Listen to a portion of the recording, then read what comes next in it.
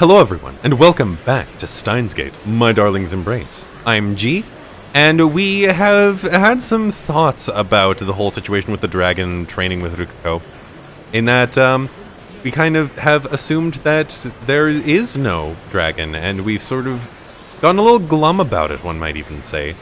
And LUKA hasn't been emailing us, even though we didn't show up for training, and overall, it's just kind of looking a little sad, overall. But anyways, let's get started. I know Komima starts tomorrow, but it feels like there are even more people walking the streets than usual. If I remember correctly, Daru said something about the companies not participating in Komima, holding their own event over the next 2 days. Whatever, none of this has anything to do with me. I stop and take out my phone. The display shows the time and date, and also that I have yet to receive any emails from LUKA. He still hasn't sent me anything. I guess he really is done with me. Of course he is. I dragged him into my dumb dragon escapade and made him train for nothing. And then when he asked me if I regret being in a relationship with him, I couldn't even give him a proper answer. It'd be more surprising if he didn't hate me at this point. And you know what? I think this is for the best. Nothing good would have come out of continuing whatever it was we had. This is how it has to be. Yeah. This is how it has to be. Just as I'm putting my phone away, it rings. Wait, could this be... I frantically look down at the screen. It's an email from Shining Finger. I'm disappointed it's not from him. Wait. What am I thinking? Disappointed it's not from him? What's wrong with me? I hoped it was from him? Me? I was disappointed LUKA didn't contact me? No, there's no way I'd feel that way. I open Mocha's email in an attempt to wave away my own issues. You're not going to go to the shrine? Mocha. This is none of her business. She probably went there hoping to catch us doing something like last time. That's not going to happen. They'll probably never be like that ever again.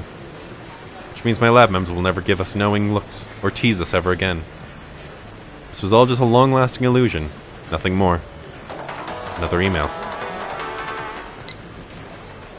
You should really go. I feel really bad for him. Mocha. Wait, what is this? I feel bad for him? What'd she... Wait. I immediately start running, phone in hand. Needless to say, I'm headed straight for Yanobayashi Shrine. I run through the waves of people. I can feel their eyes on me as I pass them, but none of that matters right now. It's over 85 degrees outside. When I finally arrive at the shrine, I'm so soaked that I look like I've been training under a waterfall. Panting heavily, I look over at the shrine. There he is. 311, 312. LUKA. 315, 316. LUKA's practicing his sword swings with intense focus. His body is way more drenched in sweat than mine. 322, 320. And then, despite how strong he looked just a moment ago, LUKA goes limp. Huh? I can't. LUKA! I dash over without thinking. I immediately grab and hold him in my arms just as he's about to fall. Okabe-san? You okay, LUKA? Are you really? Okabe-san? LUKA looks at me in complete disbelief. You have to stop pushing yourself so hard, jeez. Why are you here? Never mind that. Why are you practicing your swings? You told me to practice every day. I mean, yes I did, but... Wait, every day? Don't tell me you were out here yesterday and the day before practicing the whole time. I was. We made a promise, didn't we? Plus, that's the only way I could think to prepare. I watch as LUKA's eyes begin to fill up with tears. He eventually can't hold it back anymore and he breaks down. Wait, why are you crying?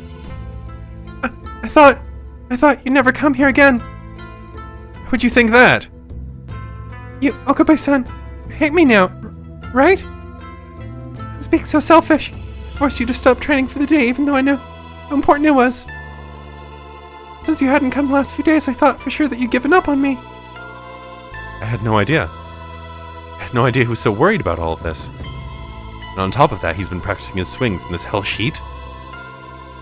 And the reason you didn't contact me was because... I couldn't bear the idea of hearing you tell me you never wanted to see me again. Just as the tears had begun to dry up, they once again started flowing freely. This is all my fault. I'm the one who thought you'd given up on me. Me? How would I ever do that? Well, I couldn't answer your question the other day, right? Thought that maybe... No, it's the opposite. I swore you were tired of me. We both had the same misunderstanding. Relieved, Yukiko finally smiles. What was that just now? There's no way. My heart's beating fast, sure. But that's only because I ran here in a hurry. Definitely wasn't his smile that did that to me. There's no way. Okabe-san?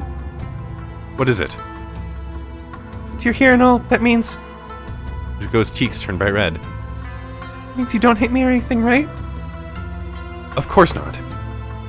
Then, we're still, Yukiko embarrassingly struggles to find his words. It's then that I realize I'm still holding him in my arms. This is quite the sticky situation I'm in, huh? Okabe-san? Little by little, I feel myself being drawn in by Yukiko's moist eyes. Yukiko. Yes? I'm gonna let go now.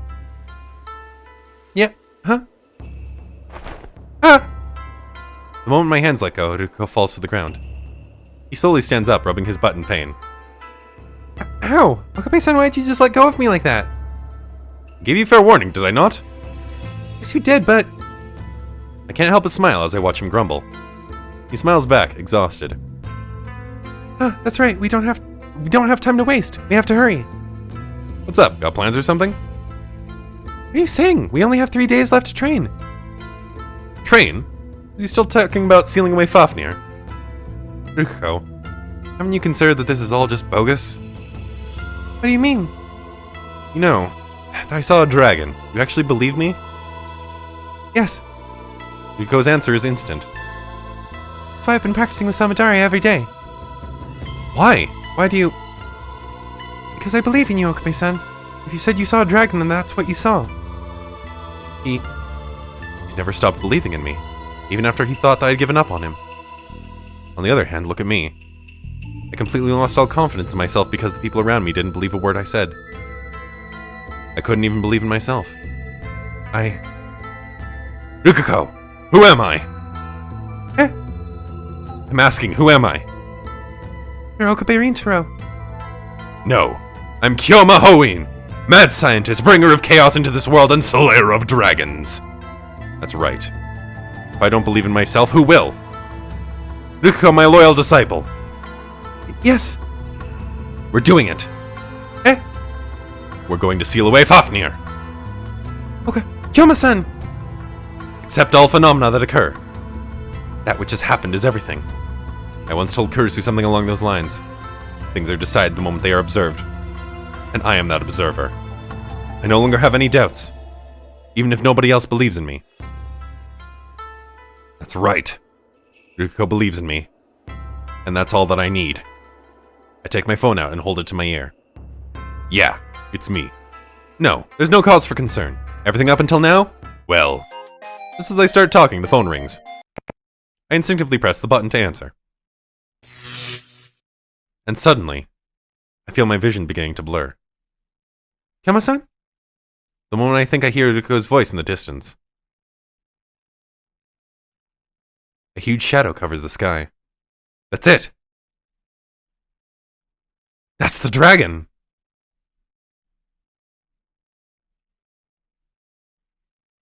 And so, the next day. Alright, let's keep going! Roger! Scary monster? Scary science monster, Maxi-san! Bingo, next! And the following day. Okay, Daikon Radish is next.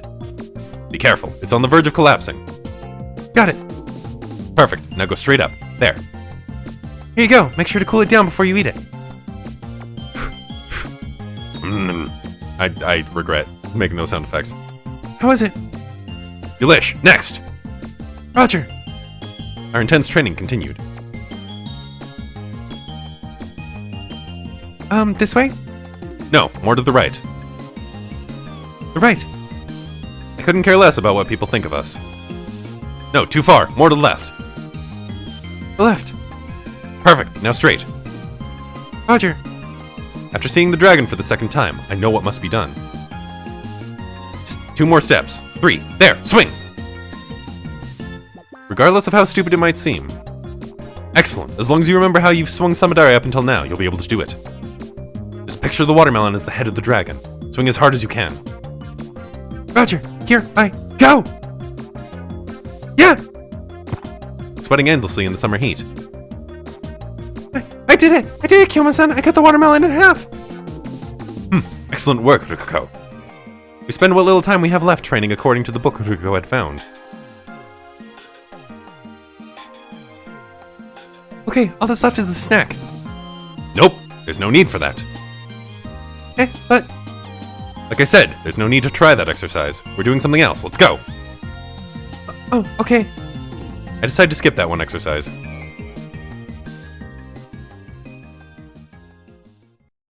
And then finally, the time has arrived. A scorching month when both light and dark balance each other out. August 17th, 2010. It's finally time. Yes! Are you ready? Yes! I've done everything I could. That's what Rukuko's eyes say to me. Aren't you scared? To be honest, it still doesn't really feel like the dragon is coming. Especially because I can't see it like you can. Indeed. I'm the only human capable of seeing that horrific beast of nightmares. Which means that Rukuko must do battle with an enemy unseen.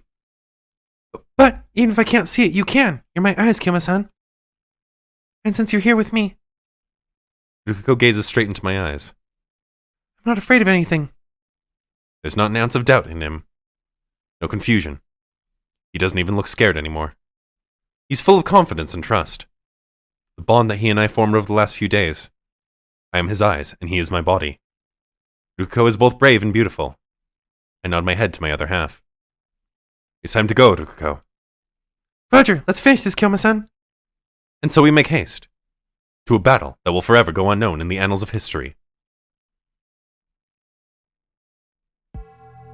According to Mayuri, today should be the last day of Komima.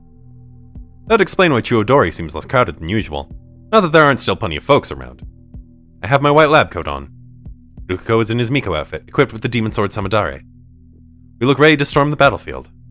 Fortunately, Akihabara being as it is, we don't even remotely stand out amidst the mass of people. Rukuko and I both stop at the same time and look up at the sky. Neither of us say a word. Our actions sync up thanks to the shared experiences we had over the last few days. The old scroll said that the dragon would likely appear today, but I didn't say what time. The battle could begin in the afternoon or the evening. It might even be at night. What I do know is that the dragon appeared during dusk the last few times, and so I suspected that that might be the case today as well. But the sky is clear. The flying terror is nowhere to be found. But that doesn't mean it won't happen. If artificial satellites can rain from the sky on days like this, so could a dragon. I look at Rukuko holding Samadare and notice his hands trembling slightly. Despite what he said earlier, he's still scared. I gently place my hand on his shoulder. It'll be great. Believe in yourself. Kyoma-san. Time passes as we stare up at the sky. Myself in a lab coat, and Rukuko holding Samadare in his Miko outfit. It's not too surprising that pedestrians stop every now and then to see what we're looking at. They eventually move on after seeing nothing in the sky. I've stopped caring about what's going on around me. My senses are sharpening. The only things I can see and feel are the blue sky above me and the warmth of Rukuko's body. Eventually, the noise around me begins to vanish. All that's left is the pure. My phone goes off, snapping me back to my senses. Alright. It's me. What the? I'm suddenly hit by a wave of dizziness. And then, a shadow appears. Kyoma-san? The faint shadow slowly, ever so slowly, begins to fill in with color. It's here. Fafnir's here. Heaven's door, the portal to a parallel world. It's open. Open. Goddammit. The beast lets out an ear-splitting roar. Its guttural scream is loud enough to shatter windows, or at least that's how it feels to me. You can see it? I nod to Rukuko. But this time, it's different from before. It's more clear, more majestic, more evil. This is no dream, nor is it an illusion. It's really there. I can't move. Its presence is overwhelming. Vibrations in the air jolt my skin. Just a single look into its eyes is enough to make me feel as though my blood is boiling. My body is ignoring every signal my brain sends it. Hairs on my body stand up straight as my legs refuse to obey my orders. Kyoma-san! I can't do it. Seal a dragon? Me? A dragon slayer? Preposterous. How did I ever think it was possible? Faced against such an awesome and otherworldly power, how could us humans ever hope to win? I can't, it's impossible. There's no way we can win. I can't even face it head on. I just want to run away. But my legs refuse to listen to me. It roars again. All I can do is scream. All I can do is tremble in fear. The dragon's mouth slowly opens, revealing its fiery tongue. Am I going to be burned alive? Is it going to tear me to shreds with its razor-sharp claws? Either way, I'm a goner. Please, just make it quick. Kyoma-san, get a hold of yourself! LUKA. Tell me, what should I do? Nothing. There's nothing we can do. We never stood a chance against it. What are you talking about? We prepared for this. The only reason you can say that is because you can't see it. It's impossible. Man, I could never defeat this monster. Kyoma-san! Just a moment. LUKA looks as though he's about to cry. But then everything changes. I'm going to finish this! He shoots me a determined look before turning his back to me and facing the dragon. LUKA? I believe in you, Kyoma-san! You believe in me? You're the one who told me that I have the power to seal away the dragon! And so I'm going to believe in that power! There's zero doubt in his voice. There's no fear. He's like a new man. His back is straight and confident. His white clothes and black hair. His blazing red hakama. With the demon sword Samadara in his hand, LUKA was the true embodiment of the Miko of the Seal. Tell me, Kyoma-san, where is it? Where is the dragon? Again, LUKA never stops teaching me new things. And I'm supposed to be the master? Huh. Kyoma-san! A little more to your right. Eh? 25 degrees to your right and 50 degrees up. Roger! I place my hands on LUKA's shoulders and face him toward the dragon. Listen, it's directly ahead of where I'm looking. Got it? Yes! I'm no longer afraid. Its roars fall upon deaf ears. The Miko of the Seal is with me now. Take Samadare! LUKA takes his stance, swinging Samadare upward. Fafnir simultaneously opens its gaping maw. Fire begins to swirl inside of its mouth, taking shape as a blazing ball of death. One hit from it would be enough to destroy a handful of buildings. The city of Akihabara would be burnt to the ground, and who knows how many would lose their lives. Unconsciously, my hands tense up. Its bellowing roar. The intense heat that strikes us. The fireball in its mouth continues to grow larger and larger. Now, LUKA! Now is our only chance. Use every last ounce of strength in your body. Yes! And swing! Yeah! A roar. A scream. A rumble. A flash. Intense heat. A heavy impact. Everything swirls together, like some sort of chaotic orchestral piece. And then...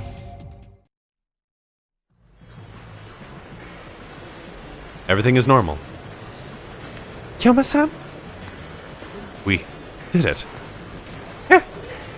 Fafnir, it's gone. You mean I... Yes. You did it. You did it! Amazing! You sealed away the dragon! I did it? I don't know why the sound cut out. All of a sudden. Almost as if all the energy in his body had instantly vanished. LUKA begins to fall down. I hurriedly catch him in my arms. Hey, LUKA? I'm sorry. I just felt tired all of a sudden. Don't be sorry. You were incredible. Really? Damn right. You're the reason we were able to seal Fafnir away. No, that's not true. What? The reason we did it is because the two of us were together. It was our power. LUKA's strength continues to fade. Wait, no. LUKA? Hey, LUKA, hang in there. Panicked, I look down at his face. Then... he's asleep. He must have lost consciousness from all that stress being released. Jeez. He really had me worried for a second there. Ruko sleeps soundly in my arms, not a worry in the world. To be honest, I always thought him to be a kind of pathetic person. Weak, unreliable, brittle. But that isn't who the real Ruko is. He's a person much stronger than I could ever hope to be. In this world line, I confess my feelings for him. I think I finally understand why. I love you. Ruko whispers in his sleep. I brush away the hair covering his cheeks. His long eyelashes are moist. His fair skin, soft cheeks, and his smooth lips. Kyoma-san. As if I'm being guided by his voice. Guided to his tiny lips.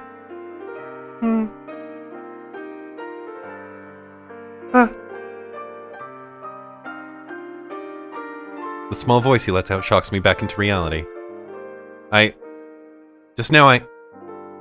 Kyoma-san? You're awake, Ruko? Why am I I guess you were just relieved to be done. You fell asleep. asleep? And what just happened was a dream? A dream? I just had a really happy dream, Kyoma-san. Wait, he remembers? The dream felt super realistic. No, you've got it wrong. That was just... It was just... Forget I said anything. In any case, save the dreams for when you're in bed. Yes, I'm sorry. Ruko adjusts his posture and bows his head. Somehow my attempt to confuse him worked. Kyoma-san? What is it? I'd really like a reward for sealing the dragon away. Is that okay?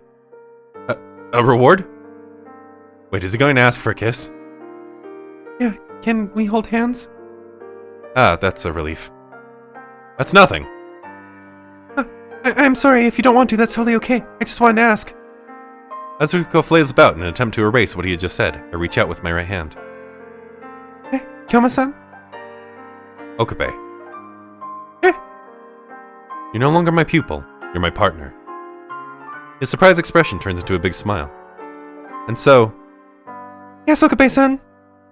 Ruko firmly grabs my hand in his, his beautiful smile shining radiantly.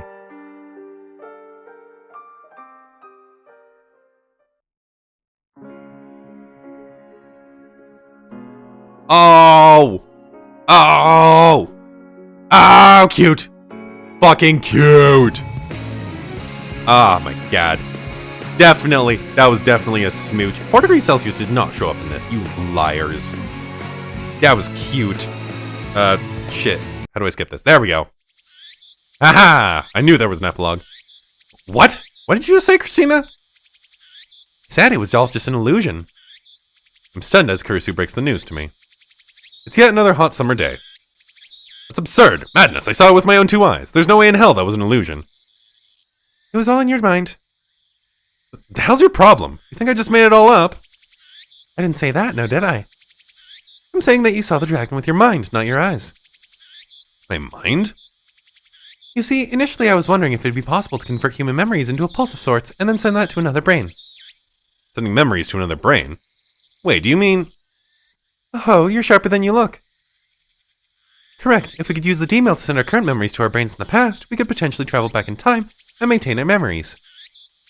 Something similar to the time leap machine, so to speak. That's what I was trying to do, anyway. Ultimately, human memories are far too large to send via D-mail. And so the byproduct of that project is number 13. Number 13. Kurisu was working on it before I sent that D-mail. I figured that if memories are too large to send, maybe it would be possible to send video. I can't take full credit for the idea, though. This is all just an expansion of the VR technology research that the Neuroscience Institute was doing over at Victor Condoria University. Basically, it converts video data into pulses. Using that, I conducted experiments with various kinds of videos. For example, take a look at this. Kurisu walks into the other room and turns on the computer monitor. A video pops up on the screen. This is... It's a monster from that game, Hashida's always playing. Look familiar? Isn't this what you saw in the sky? On the screen is the massive dragon, Fafnir. There's no doubt about it. It feels like everything I've ever believed in is falling apart before my very eyes. Actually, the other day I accidentally called you during that experiment. And then later you said you saw a dragon, right? I'm thinking that maybe... And what I saw was... You saw a video that I sent to your phone as a pulse. That's impossible. It had to have been real. It wasn't just a video. You could hear its roar and everything. Have you ever heard of the brain in a vat scenario? Brain in a vat? That's... If one were to send electrical impulses to a brain suspended in life-sustaining liquid, it's possible that the brain might not be able to recognize if what's happening in front of it is real or not. Which means that the world we live in might not be real. You know, you see it all the time in sci-fi stories these days. Is you saying something similar happened to me? But wait, the pulse goes nowhere if the phone isn't answered, right? I don't remember ever answering any... Well, I called you 3 times, actually. I checked my incoming call history. He's right. 3 times. On the 8th, 14th, and the 17th. These are all the times I saw the dragon. Actually, come to think of it. Right before we sealed away Fafnir, Kurisu called me. And on the 14th, the second time I saw the dragon, I just happened to have my phone to my ear. I might have accidentally accepted her call. And what about the 8th? Wait, I had my phone to my ear that time too. Will the same thing that happened on the second day happen on the first? Why didn't you tell me something so important? Well, I wasn't certain about it the first time. And what about the second time? You didn't show up at the lab after that. I figured the experiment was a failure. And the third time... I can't believe this. This is how the story ends? It's so stupid. Ruko and I went through all that training for nothing. I can feel the tension leave my body as I sink into the couch. But if it felt that real to you, maybe it didn't just affect your hippocampus, but also your other senses. Recent studies have shown that science is getting closer and closer to being able to project human sight as visual data.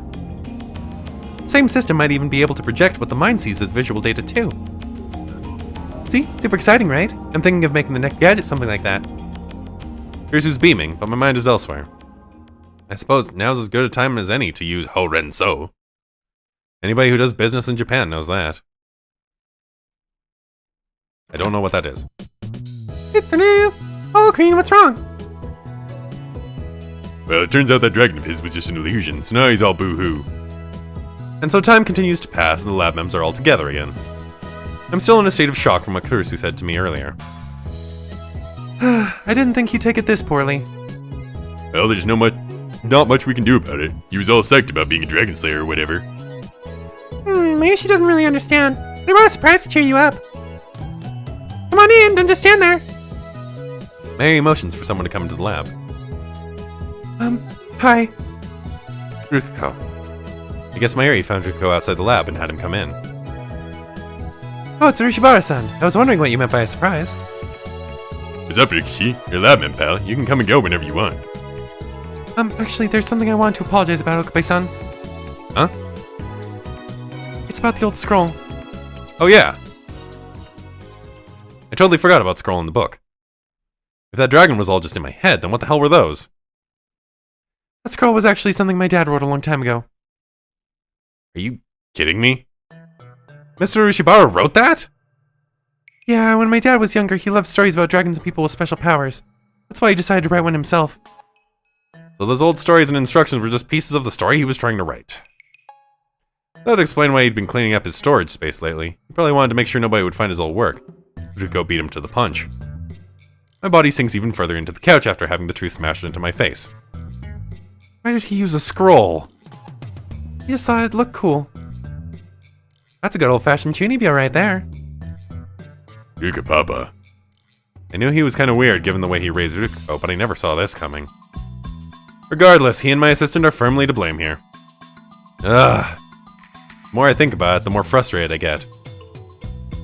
I'm sorry, Okabe-san. Oh, there's no need for you to apologize, Urishibara-san. It's all this Umi's fault for getting so obsessed. Shut up! This whole thing was your fault! Maybe she doesn't really get what's going on, but I don't think it's very nice to point the finger like that. Damn right, you tell him, Mayuri. I think we can all agree, though, Karina was careless, okay? Was this all somehow my fault? Isn't it always your fault? I'd say it's your fault pretty often. No comment. Damn you all. I was happy. Ruko begins talking as I glare to the group of traders. Ruko-kun? Well, you know, even if the dragon was just an illusion, I got to spend every day with you. That made me super happy. Ruko, I'm honestly touched, but I'd prefer if you didn't say that with everyone around. They're so lovey-dovey. I'm happy for you guys. So jealous. See, what'd I say? Yukiko, how about we talk about that some other time? Okabe-san, I actually had something I wanted to ask you. What is it? After we, sealed the dragon, well... After we sealed the... Is he talking about when...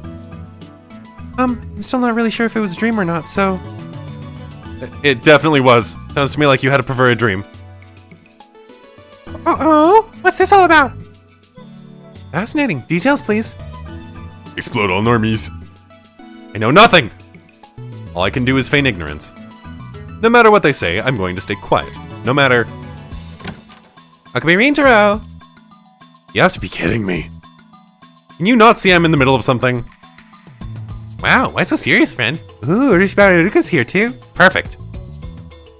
Yeah, what's going on? How should I put this? I have a bad feeling about this. I saw everything. Amaeshi, what'd you see? Oh, you mean you guys haven't had it sent to you yet? Suzuha points her phone screen at us. And on that screen was... Ah! I hastily snatched the phone out of her hand. Hey, what are you doing? Where did you get this? How? Like I said, it was sent to me by Kiryu Moeka. Moeka? Huh? Hmm? I got an email. Oh, me too. Wait. No. This can't be. Oh my gosh! Ocarine going in. You've crossed the boundary as lesser folk have only dreamed of crossing. You're my hero. You guys are so lovey-dovey! Screw it. I'm gonna send a D-mail and... I knew it. It wasn't a dream. Well... Maybe I could stick it out and see how things go. I guess this is just another choice of Steins Gate. Elsai Kongru, right? It's Kongri! Whoops.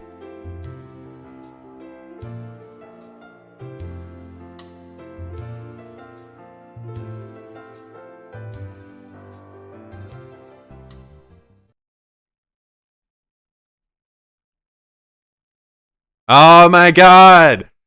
That's the end. There we go. Oh my god. Okay, that was so fucking cute. That I was afraid for that route. I thought that it was going to be bad, like how they treated LUKA in original Steins Gate, but god fucking damn it, that was so good. That was so nice. That was that was cute as shit. And like I called it. I called it. I knew it was Kirsu doing the thing.